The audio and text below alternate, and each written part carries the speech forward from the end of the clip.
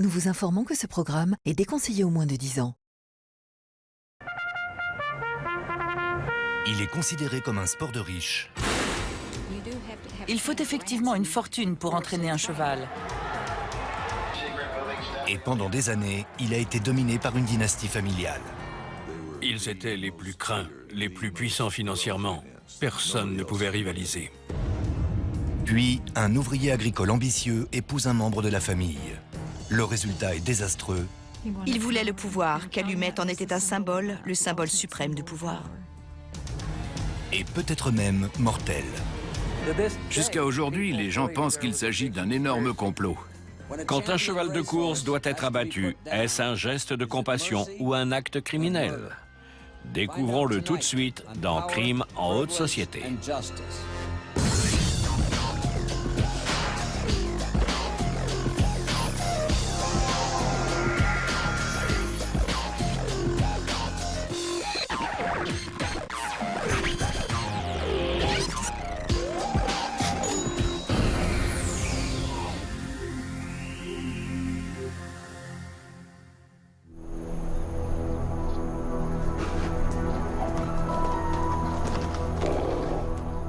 Le jeudi 15 novembre 1990, à 8h15 du matin, des vétérinaires arrivent au légendaire haras de Calumet à Lexington, dans le Kentucky. Là, ils découvrent le champion pur sang Alydar, étendu dans son box, sa jambe postérieure droite atrocement mutilée. Après avoir préparé une seringue contenant une dose fatale de barbiturique, les vétérinaires plongent le cheval le plus cher du monde dans un sommeil éternel. Comme nous allons le voir, l'enquête sur la mort de Alydar va révéler bien plus que le simple décès d'un cheval champion de course. Elle va étaler au grand jour l'avidité d'un fils d'agriculteur voulant se faire une place dans l'aristocratie de l'État du Kentucky.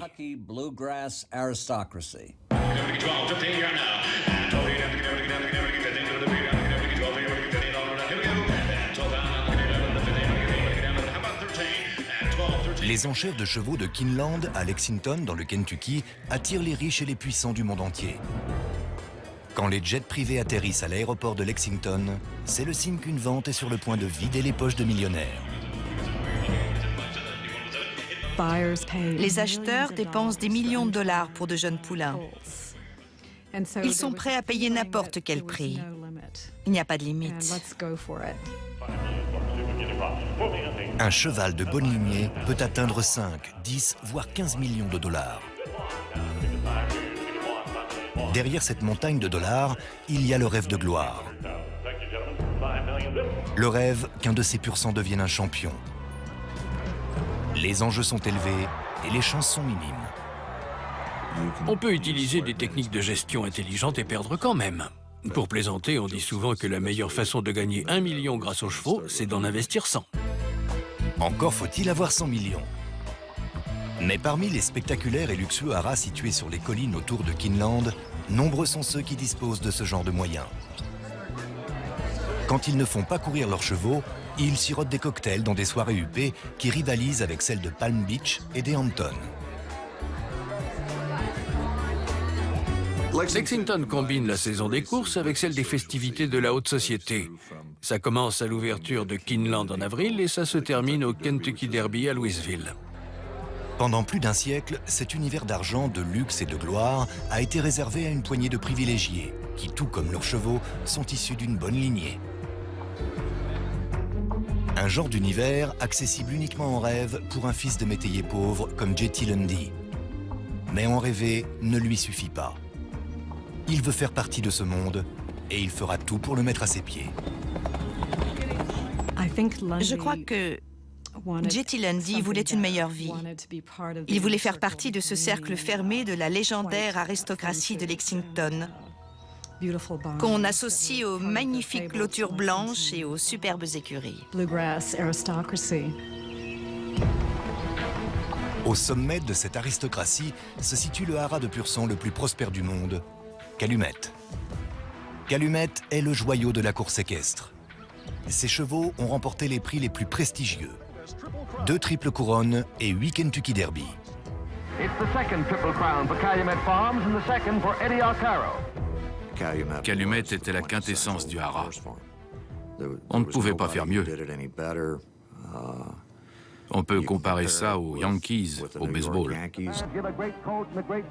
Leur cheval, Citation, a été le premier cheval à remporter $1 million à une course. La famille Wright, qui possède le haras, contrôle une fortune supérieure à $100 millions. Ils étaient les plus craints, les plus puissants financièrement, les plus talentueux, toujours au top. Personne ne pouvait rivaliser. Les clôtures blanches, le pâturin, les écuries rouges, les bâtiments, c'était d'une grande classe. Et des années 50 aux années 80, une grande partie de cette classe vient de la matriarche du haras, Lucille Wright Markey. Madame Markey était une dame vraiment unique. Elle venait d'une époque où les femmes portaient des gants blancs. Les dîners officiels, les déjeuners et les soirées mondaines faisaient partie intégrante de sa vie. La crème de la haute société, représentée par les Harden, les Whitney ou encore le prince Ali Khan, est fréquemment invitée au haras. Elle était considérée comme une grande mondaine. Elle connaissait tous les grands noms du métier. Lucille s'accroche aux traditions d'une époque distinguée et s'assure que Calumet reste un symbole fort de la classe et de l'opulence du Sud. C'était vraiment une personne très élégante, qui venait d'une époque où la classe et le raffinement étaient de rigueur. Sans cela, on ne pouvait pas faire partie de ce monde. J'ai grandi à proximité de Calumet et je passais devant tous les jours en me rendant à l'école. C'était l'un des fleurons de l'industrie des pur-sang. Il n'est pas surprenant que de nombreux adolescents de la région grandissent en rêvant de se faire une place à Calumet. Ces gens distingués et ces chevaux de haut standing attirent l'attention du jeune J.T. Lundy. Bien qu'il soit très éloigné de la noblesse du Kentucky, J.T. a une passion pour les pur-sang. C'était un cavalier de la campagne, pas un cavalier raffiné. Il savait y faire avec les chevaux et il savait se débrouiller dans un haras. Son grand rêve, son obsession, c'était de diriger Calumet, mais il en était très loin. Ce n'était pas le genre à boire des cocktails sur le perron, mais pourtant c'était son rêve. Il voulait y arriver coûte que coûte. L'idée qu'un garçon de ferme comme J.T. Lundy prenne le contrôle d'une institution aristocratique comme le haras de Calumet était tirée par les cheveux. Mais Lundy le voulait tellement qu'il y croyait dur comme fer. Et il a trouvé un moyen d'améliorer ses chances.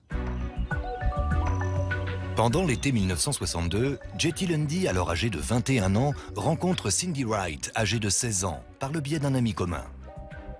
Elle est la petite-fille de Lucille Wright Markey. Il a tout de suite dit à tout le monde qu'il allait épouser Cindy et diriger Calumet. Elle était son ticket d'entrée. Il saisit sa chance. Il abandonne ses études pour courtiser Cindy à plein temps. J.T. Lundy adorait arriver rapidement à ses fins. Et je crois qu'il a vu là un raccourci pour atteindre le sommet de Calumet. Malgré les vives protestations de la grand-mère de Cindy, le couple se marie en 1963. La nouvelle Madame Lundy est peut-être la seule personne du Kentucky à n'avoir aucun soupçon vis-à-vis des motivations de son mari. S'il avait épousé Cindy, c'était bien entendu pour être en bonne position de reprendre les rênes du haras de Calumet après la mort de Madame Markey. Mais J.T. Lundy est une âme passionnée qui a tendance à ne pas mâcher ses mots. J.T. n'était pas quelqu'un de raffiné. Il était considéré comme un homme fruste. Il ne portait jamais de costume ni de cravate, c'était le bon gars de la ferme. Il préférait venir manger du poulet frit plutôt que d'aller jouer au golf au country club. J.T. Lundy manque peut-être de sophistication, mais certainement pas d'ambition. Il se prépare immédiatement à prendre en main Calumet et n'a pas peur de le faire savoir. Il m'a dit « Margaret, je vais passer mon examen de dressage aujourd'hui. » J'ai demandé « Pourquoi faire, J.T. Tu ne seras pas dresseur. » Il m'a répondu « Quand on veut diriger le haras de Calumet, il faut tout savoir en matière de chevaux. » Mais Lucille Wright Markey refuse à J.T. et Cindy toute activité en rapport avec Calumet. Elle les considérait comme des rustres et ne voulait pas qu'ils soient là en présence de ses amis sophistiqués. Imperturbable, Jetty emprunte de l'argent pour acheter sa propre exploitation. Une ferme d'élevage de 130 hectares faisant également pension, située à proximité de Calumet. Il est prêt à attendre le bon moment, sachant que Calumet finira par revenir à la famille à laquelle il est lié. Pendant 2 décennies, il guette les moindres péripéties à Calumet et attend la mort de Madame Marquis. Pendant ce temps, Calumet continue à jouer un grand rôle dans l'industrie de l'élevage de pur sang, ce qui débouche en 1978 à l'ascension d'un remarquable poulain nommé Alydar.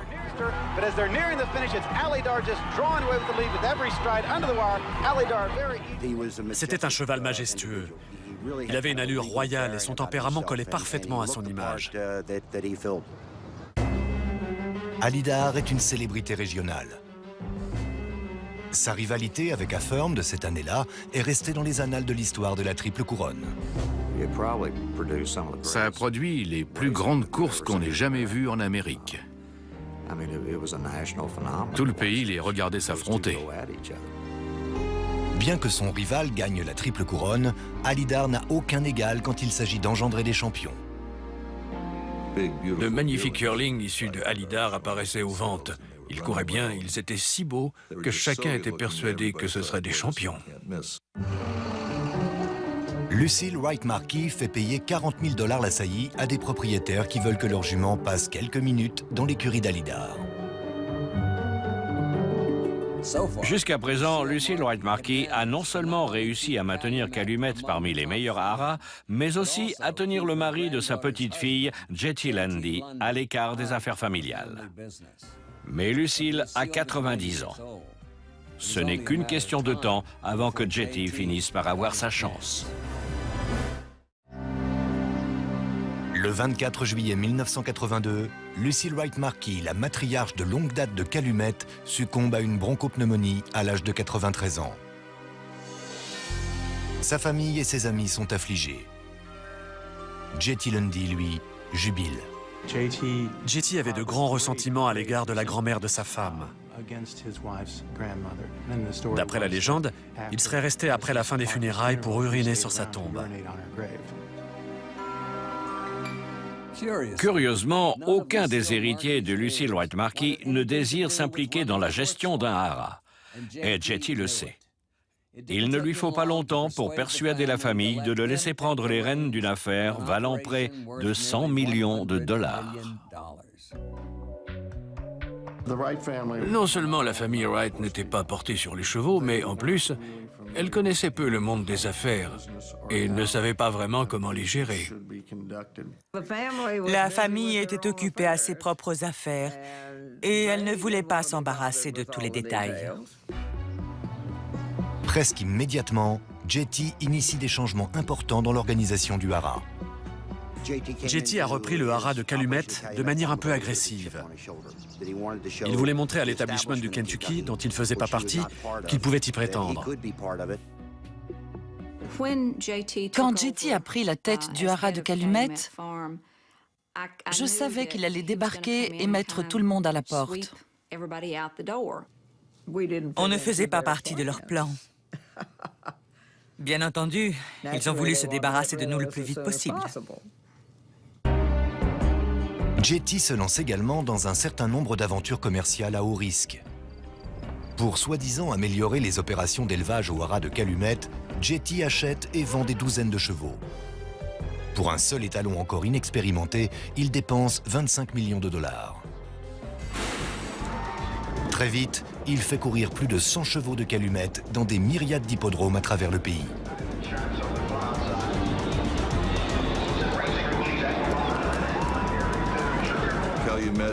Calumet était le bastion conservateur de l'establishment. Ils ont tout fait dans les règles pendant des années et des années.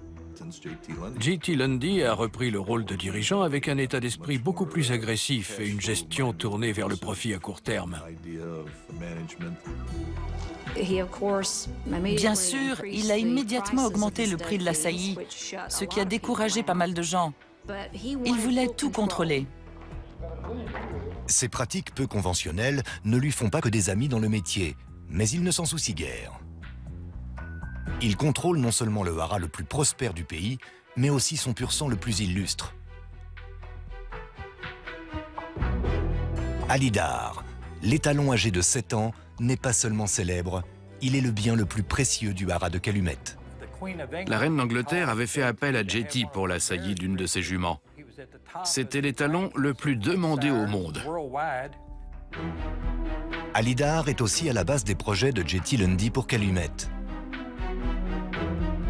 Il fait passer les prix de saillie de Ali Dar de 40 000 à 250 000 $. Et pour 2,5 millions de dollars, il propose un droit de saillie à vie, une pratique très rare dans le monde de l'élevage de pur sang.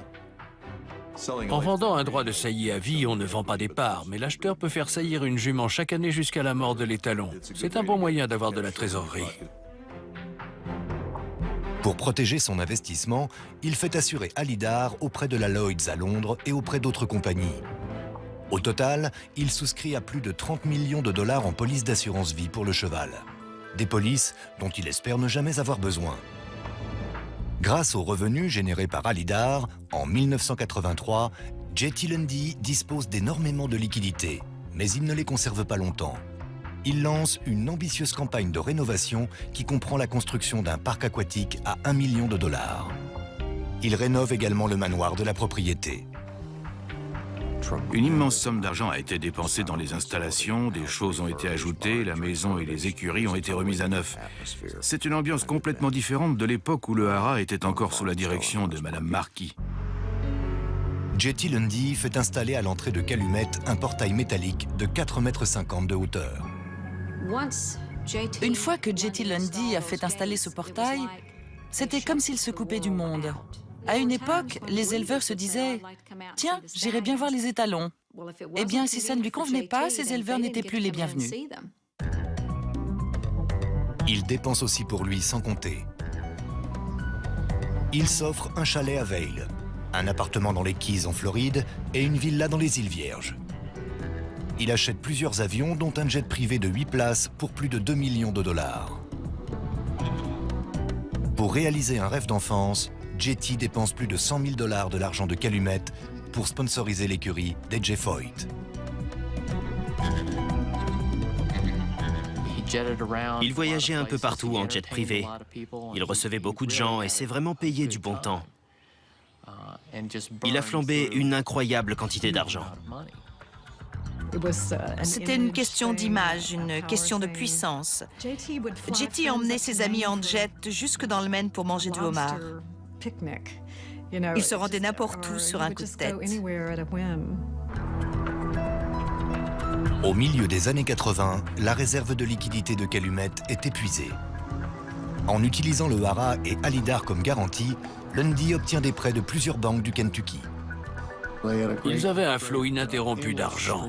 Ils étaient courtisés par toutes les banques. Et Jetty utilise tout ce que les banques peuvent lui offrir. Il continue de dépenser et d'emprunter. Il empruntait auprès d'une banque pour rembourser une autre. Et puis, il empruntait encore pour rembourser cette banque-là. Ces banques pensaient avoir trouvé une mine d'or, mais elles ne savaient pas que quelqu'un d'autre la possédait déjà. En 1988, Jetty est encore une fois à court de liquidité. Mais cette fois, les banques du Kentucky disent stop. Il n'avait pas vraiment le sens des affaires.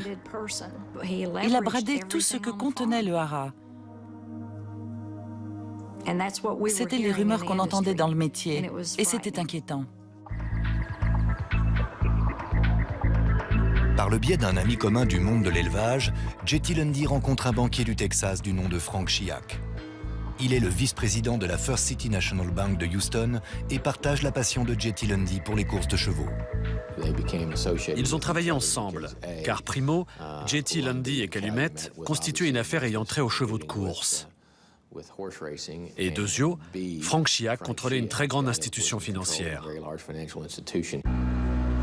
Il lui prête 50 millions de dollars. Attendez un instant. Voilà un type qui, 3 ans plus tôt, n'avait pas un sou en poche.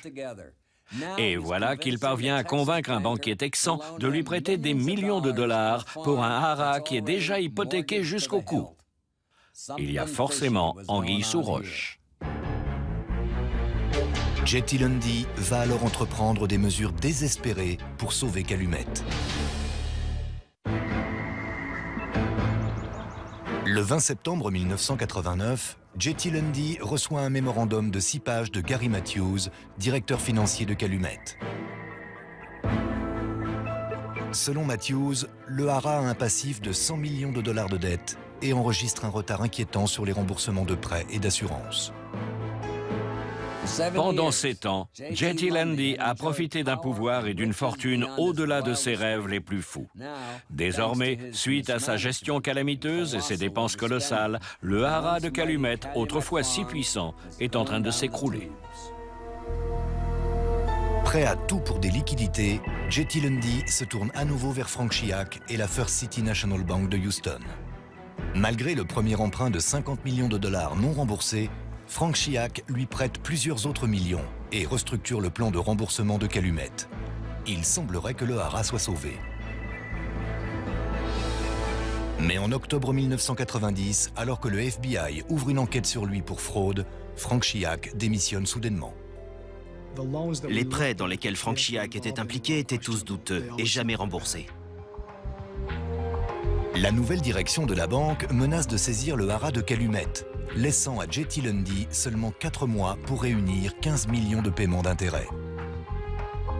Comme si ça ne suffisait pas, l'une des compagnies d'assurance d'Alydar annonce qu'elle en a assez d'être flouée par Lundy et décide de ne pas renouveler la police d'assurance du cheval à 5 millions de dollars. Jetty Lundy est dos au mur.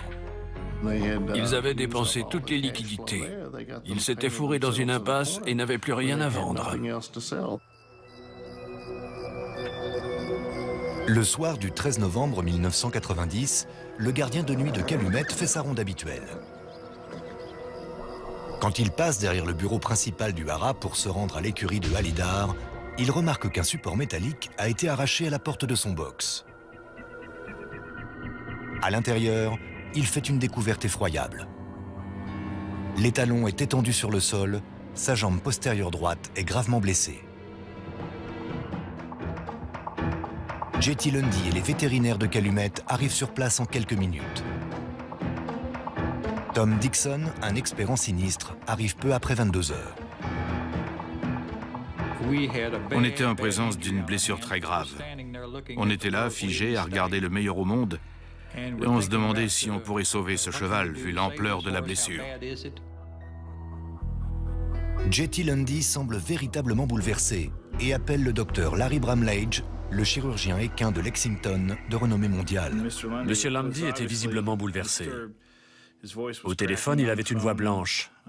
Et bien qu'on lui ait parlé d'un pronostic très négatif, ses mots ont été « Mais c'est Alydar, il faut essayer ». Jetty Lundy prétend que Alydar avait mauvais caractère et ruait fréquemment contre la porte de son box. Il affirme que le cheval s'est coincé la jambe dans la porte et s'est blessé en luttant pour se libérer. Il avait une fracture et il avait un trou dans la peau avec la pointe d'un os qui ressortait. C'était déjà grave pour les humains, mais chez les chevaux, c'est encore pire. L'étalon blessé est placé sous sédatif et le chirurgien accepte de l'opérer. On a procédé à l'intervention chirurgicale assez rapidement. Dans la zone de sa blessure, on a inséré une petite plaque. Et ensuite, on a placé des broches le long de son os et on a incorporé le tout dans un plâtre en fibre de verre. Dans un premier temps, le cheval semble aller mieux. Il était parfaitement conscient. Tout s'était bien passé. Il a baissé la tête et a commencé à manger. Tout le monde était content car on venait de franchir un nouvel obstacle. Le docteur Bramlage et Tom Dixon quittent le haras soulagés. Ils n'iront pas très loin. Le docteur Bramlage était parti, mais il n'avait même pas atteint le portail du haras quand il a reçu un coup de téléphone lui disant de revenir rapidement parce que Alydar avait un problème. Alydar vient de s'écrouler à nouveau. Il a essayé de se déplacer dans le box et il est tombé sur son plâtre. Cette fois, Il s'est fracturé l'os du fémur. Avec une deuxième fracture à la même jambe, ils n'ont plus le choix. Ils attendaient mon feu vert, car je représentais les compagnies d'assurance. Ils ont dit qu'il n'y avait qu'une chose à faire, alors j'ai répondu « Allons-y ». Alors que le grand champion Alidar est étendu dans son box, souffrant ostensiblement, il est euthanasié.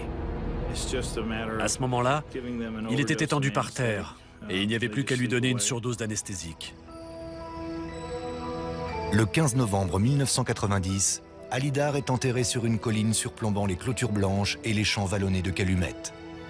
La nouvelle de sa mort fait l'effet d'une bombe dans l'univers des pur-sang.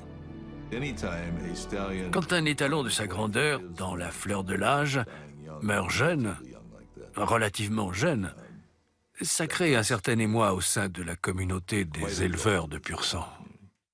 C'était la nouvelle la plus importante de la semaine et probablement de l'année. Immédiatement après la nouvelle, surgit une rumeur. Les soupçons selon lesquels Alidar aurait été tué pour l'argent de l'assurance ont commencé dès le premier jour. La mort de Alidar était bien entendu entourée de mystères. Ça a été un tel choc dans la communauté que les gens ont dit « Comment est-ce que ça a pu arriver ?»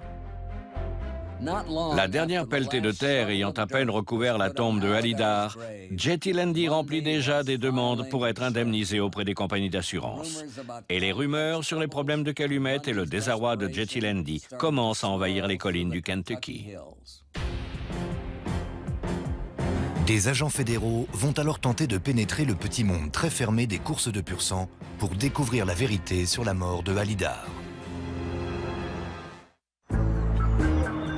Nous sommes en décembre 1990, un mois après la mort de Alidar. Jetty Lundy fait des demandes d'indemnisation pour un total de plus de 30 millions de dollars. Une somme dont il a désespérément besoin pour empêcher les banques de saisir le haras de Calumet. Croyez-le ou non, malgré les rumeurs, l'emploi du temps suspect et la réputation d'opportuniste de Jetty, les compagnies d'assurance règlent la note en moins d'un mois. Quand les gens me bassinent avec leurs théories, je leur dis trois choses. Vous étiez présent la nuit où le cheval s'est blessé? Vous étiez là le matin de l'opération chirurgicale? Vous étiez là quand on a achevé le cheval?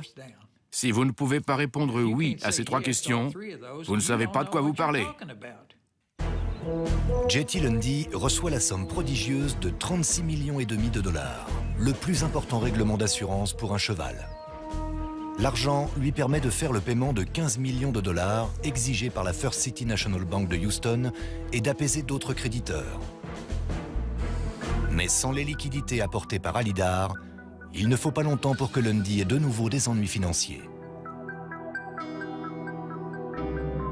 On a étudié les comptes et on a vu qu'il n'y avait pas d'argent, pas de liquidité. Le 3 avril 1991, Jetty Lundy démissionne brutalement de son poste de président de Calumet et quitte Lexington définitivement. C'était comme si M. Lundy avait baissé les bras en disant « Je laisse tomber, ce n'est pas ma faute ». Mais alors, c'était la faute de qui? L'histoire de Jetty Lundy et de Calumet semble terminée. Mais le fantôme de Alidar va hanter Lundy pendant les 10 années à venir. Le 11 juillet, seulement 3 mois après que Lundy l'a abandonné, Calumet, le haras le plus célèbre au monde, dépose le bilan. Les chevaux sont vendus et des projets sont établis pour vendre aux enchères la propriété de 335 hectares. Avant que Jetty ne le reprenne, le haras possédait 93 millions de dollars d'actifs. Quand le haras a fait faillite en 1991, un peu plus de 10 ans plus tard, il affichait un déficit de 165 millions de dollars. On peut résumer la tragédie du haras de Calumet en un mot, stupidité. On peut y ajouter un peu d'avidité et certainement de très mauvaises décisions de gestion. Jetty Lundy ainsi que les héritiers de la famille Wright, autrefois parmi les plus riches du Kentucky, sont tous ruinés. Cindy Lundy demande le divorce. Ils lui ont fait entièrement confiance pour gérer leurs affaires. Et malheureusement, ils ont coulé avec lui. En 1996, Jetty Lundy est quasiment à la rue. Il est allé en Floride, on l'a aperçu dans la région d'Ocala. Il aurait vécu dans la sellerie d'une écurie. Vivre dans une écurie n'est pas le principal souci de Jetty Lundy. Cette année-là, les agents fédéraux rouvrent leur enquête sur les magouilles à la First City Bank, avec notamment l'énorme prêt sans garantie à Jetty Lundy. Ça paraissait étrange, et la question qu'on pouvait se poser, c'était pourquoi une banque du Texas aurait fait un énorme prêt à un haras du Kentucky. Julia Hyman Tomala et Jem Powers, procureurs du gouvernement, sont chargés du dossier. En fouillant dans les archives de la First City National Bank de Houston, un nom ressort sans cesse, Alydar.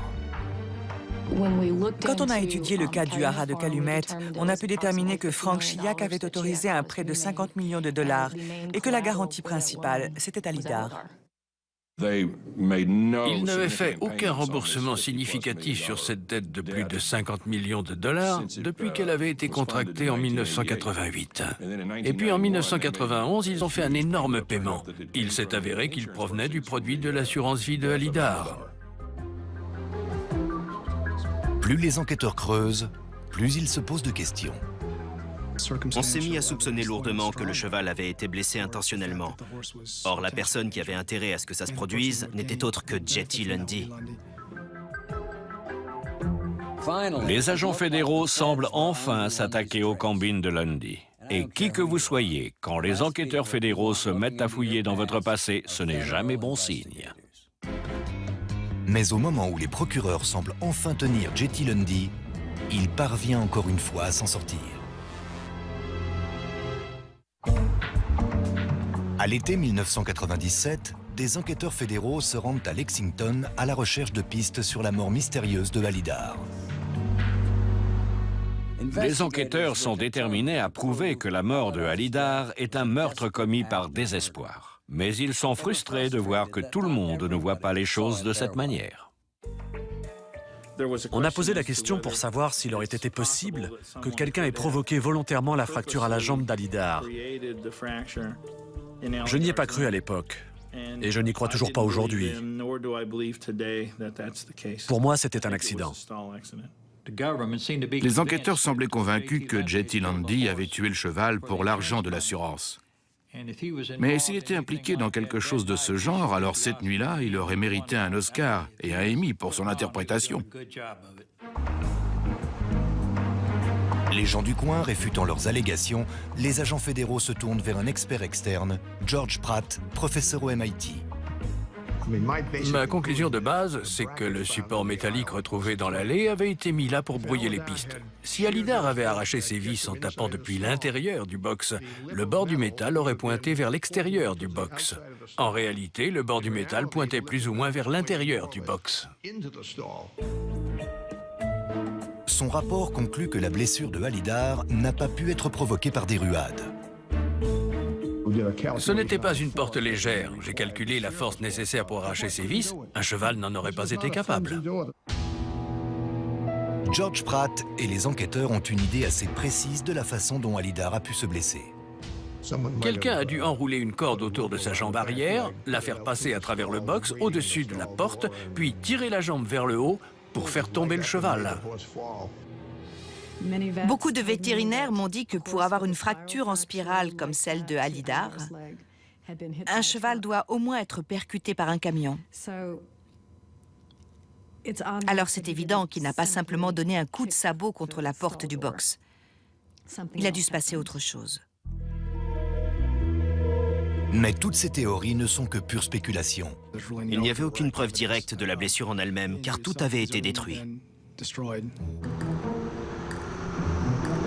N'ayant guère plus à se mettre sous la dent, les enquêteurs retournent dans le Kentucky pour tenter de dénicher quelqu'un susceptible de parler. Ils finissent par retrouver Alton Stone, le gardien de nuit qui était de garde la nuit où Alydar s'est blessé. Il travaillait sur un chantier à Bardstown dans le Kentucky. Je lui ai dit qui j'étais. Vu son attitude et sa réaction, c'était clair qu'il cachait quelque chose. Au cours de l'entretien, Alton Stone révèle des faits troublants. On a fini par apprendre qu'il n'était même pas supposé être de garde cette nuit-là. Le fait qu'Alton Stone soit là au lieu de Harold Kipp, le gardien de nuit habituel, c'était vraiment suspect. Les agents le prennent en flagrant délit de mensonge. Alton Stone a fait clairement comprendre que c'est lui qui avait trouvé Alydar dans cet état. Il a décrit le cheval transpirant, en détresse. Il a vraiment dépeint toute la scène de façon très dramatique. Et pourtant, peu de temps après, on a découvert que ce n'est pas lui qui a découvert Alydar.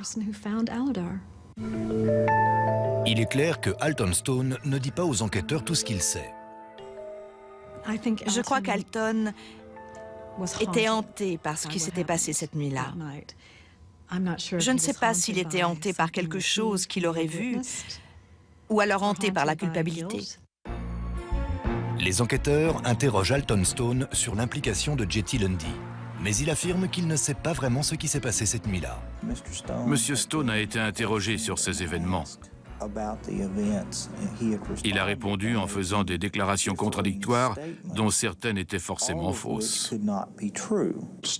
Non seulement il faisait un faux témoignage devant le grand jury, mais en plus, il entravait le déroulement d'une enquête préliminaire en cours. En janvier 1998, les procureurs du gouvernement le mettent en examen pour parjure. Que quelqu'un soit poursuivi pour ce motif par un tribunal fédéral, c'est très inhabituel. C'était une façon pour le gouvernement de mettre la pression sur Monsieur Stone. Lors de ce procès pour parjure, Alton Stone ne craque toujours pas. Il est reconnu coupable et condamné à une peine de 5 mois de prison. Qui sait? Peut-être que Jetty Lundy a payé Alton Stone. Mais les procureurs ne vont pas s'arrêter là. Ils repartent à Houston et élaborent un nouveau plan d'attaque. En mars 1999, un grand jury fédéral décide de la mise en examen de Jetty Lundy pour fraude bancaire en relation avec la First City National Bank. Quand le procès de Jetty Lundy commence le 19 janvier 2000, il est confiant. La tactique de défense de Jetty Lundy était simple. Elle consistait à dire « Je suis un simple marchand de chevaux. Effectivement, j'ai fait quelques affaires à côté avec Frank Chiac, mais elle n'avait rien à voir avec le prêt. » L'accusation fait tout son possible pour rendre cette affaire complexe compréhensible aux yeux du jury. Elle apporte entre autres la preuve que Frank Chiac a reçu des droits de saillie d'une valeur de 125 000 $ pour $1 symbolique. Preuve selon eux que Frank Chiac a accepté des pots de vin pour accorder son prêt au Hara. Elle présente ensuite comme preuve le mémorandum de Gary Matthews daté de septembre 1989. Dans un langage clair et précis, M. Matthews suggère que, compte tenu de la position de M. Chiac à la banque, M. Lundy devrait envisager de le soudoyer. Le contre-argument de la défense est étrange, et c'est le moins qu'on puisse dire. Elle affirme que Jetty Lundy n'était pas assez intelligent pour perpétrer un acte de corruption ou de fraude. La stratégie de défense de Lundy a été de dire qu'il avait été trompé par Frank Chiac, que Jetty Lundy était quelqu'un de gentil et de bien intentionné, mais bête comme ses pieds. Persuadé qu'il sera acquitté, Jetty Lundy ne vient même pas à la barre. Mais quand les jurés se retirent pour délibérer le 7 février 2000, il leur faut moins de 2 heures pour le juger coupable. L'acharnement des agents fédéraux contre Jetty Lundy a fini par payer. La prison semble lui pendre au nez, mais il est inculpé pour escroquerie et non pour avoir tué Alydar. Après la lecture du verdict, il a paru joyeux, comme s'il s'attendait à ce que les choses finissent par s'arranger et que tout allait bien se passer. Mais lors de l'énoncé de sa peine, Jetty Lundy va avoir une énorme surprise. Dans un tribunal fédéral, Jetty Lundy attend la sentence d'un juge suite à sa condamnation pour escroquerie bancaire, corruption et association de malfaiteurs. Mais avant que la sentence ne soit prononcée, les procureurs de l'affaire Lundy annoncent qu'ils n'en ont pas encore fini avec lui. Les procureurs sont satisfaits d'avoir coincé Jetty Lundy pour escroquerie. Cependant, ils sont furieux de ne pas avoir pu lui faire endosser la mort de Alydar. Mais au moment de la sentence de son procès, ils finissent par trouver la solution. Dans un tribunal fédéral, juste avant que le juge ne prononce la peine, les procureurs ont la possibilité de présenter un témoignage sur la personnalité de l'accusé. Les procureurs ont prévu de prouver au juge que Lundy était coupable d'escroquerie bancaire, d'association de malfaiteurs et de corruption, mais aussi du meurtre d'un pur sang légendaire, uniquement pour toucher l'argent de l'assurance. Pour le prouver, le gouvernement présente les résultats des tests réalisés sur la porte du box de Alydar, montrant que la blessure n'a pas pu se produire de la façon dont l'affirme Lundy. Ils ont fait du bon boulot en montrant qu'il restait pas mal de questions sans réponse, au vu des circonstances entourant la mort de ce cheval. Notamment certaines preuves concrètes qui ne correspondaient pas à la version officielle. Pourquoi l'avoir tué? Pour l'argent de l'assurance, il s'agissait quand même de 36,5 millions de dollars versés immédiatement. En fait, il s'agit de preuves indirectes. Mais comme on l'a spécifié lors du verdict, c'est accablant. Et aux yeux de la loi, une preuve indirecte est aussi valable si ce n'est plus qu'une preuve directe. Les procureurs sont persuadés qu'en le décrivant comme un tueur ayant agi de sang-froid, Lundy sera condamné plus lourdement. Mais le juge déclare que l'accusation n'a pas donné de preuves irréfutables. Il a conclu que les circonstances étaient très suspectes. Il a convenu qu'il y avait un mobile et une opportunité. Dans sa déclaration publique, il a dit que les circonstances entourant la mort du cheval étaient très suspectes, mais qu'il n'était pas convaincu à 100% que M. Lundy était responsable de la blessure du cheval. Les procureurs sont anéantis. Confortablement assis, J.T. Lundy semble s'en tirer à bon compte. Arrive alors l'incroyable peine. Le juge le condamne à 4 ans d'incarcération dans un pénitencier fédéral, le double de Gary Matthews, ancien directeur financier de Calumet, poursuivi pour les mêmes raisons. J.T. est sonné par cette peine. Il était stupéfait. Quand la peine a été prononcée, tout à coup, ça n'allait plus. Aujourd'hui, J.T. Lundy vit à l'écart des terres somptueuses du haras de Calumet. Il réside actuellement à la prison fédérale de Pensacola, en Floride. Étant donné la durée de prescription de 10 ans concernant les fraudes en matière d'assurance, de futurs chefs d'accusation à son égard sont peu probables. La mort de Alydar restera un mystère. L'enquête a été poussée aussi loin que pratiquement n'importe quelle affaire de meurtre commise sur une personne. C'est dire à quel point il était important et nécessaire d'essayer de connaître la vérité. Malgré ça, je pense qu'on ne la connaîtra jamais. Tant que Lexington et le haras de Calumet existeront, il y aura des gens qui seront persuadés que J.T. Lundy a tué ce cheval pour l'argent de l'assurance. Et à ma mort, la rubrique nécrologique dira « Tom Dixon, l'expert en sinistre qui avait statué dans la disparition suspecte de Alydar, décédé le... » Je vous garantis que ce sera la première phrase de ma nécrologie.